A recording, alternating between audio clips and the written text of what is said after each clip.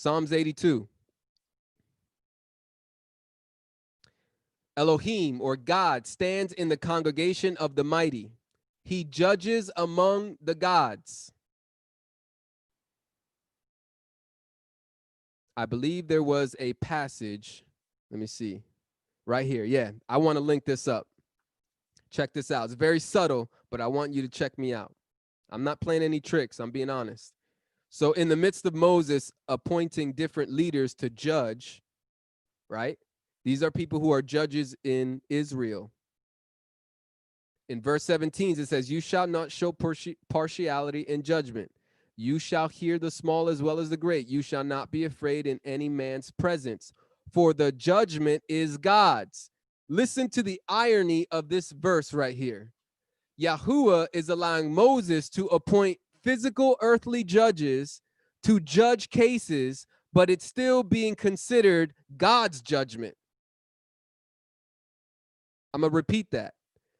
God is allowing Moses to appoint human judges on the earth to judge, even though the judgment is still his. So simultaneously at the same time, while humans are judging, God is judging, and the judgment is God's. So just because humans are judging a case does not mean that God's not involved in it, or that, you know, we're supposed to be giving over everything to God and we shouldn't even be judging no more. That doesn't even make any sense. The reason why the judgment is God's is because he established order and structure on the earth to be the hands and the feet of his heart when it comes to justice.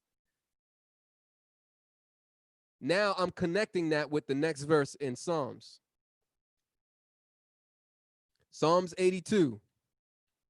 God stands in the congregation of the mighty. I know a lot of people, I've been talking about this passage and I've been going back and forth with it. Some people think that this is talking about God stands in the congregation of the angels.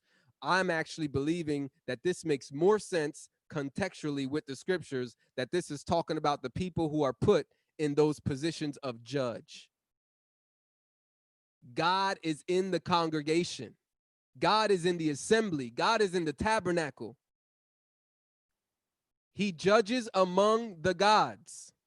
So while the gods, who are the gods? The gods are the judges of Israel. No, they're not deified. No, they're not a deity. And I know I owe my audience a message on this subject of are we gods? No, this is not supporting the idea that now the judges of Israel become non-human and they become some supernatural beings. No, it's gods in the sense of their authority and power. They're powerful, influential beings because of their position. So Yahuwah is judging among the gods, which makes sense with Deuteronomy, where it says, for the judgment is God's.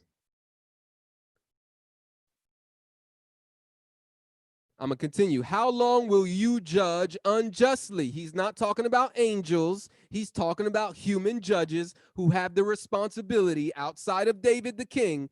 There are judges in Israel who are supposed to be judging cases justly and righteously.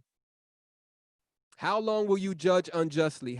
And show partiality to the wicked? You're letting the wicked prosper. You're letting the wicked win cases.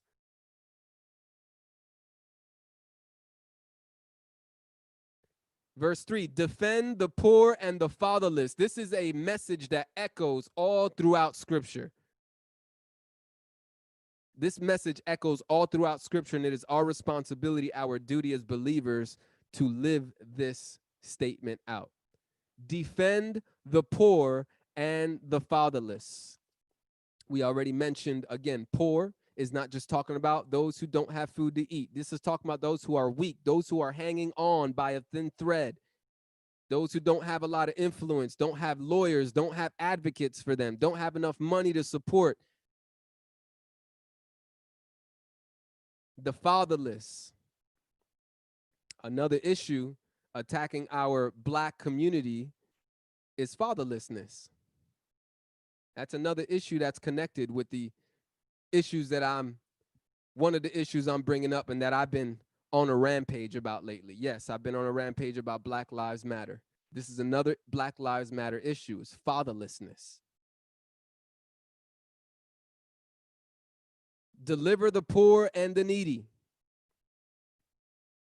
Free them from the hand of the wicked. This is our responsibility. We're supposed to be freeing the poor and the needy from the hand of the wicked. You don't do that by staying at home and just praying. You don't do that by closing your eyes and saying, oh, these issues don't exist. You do it by actually embracing, first of all, that it exists. And then number two, speaking up against the injustice.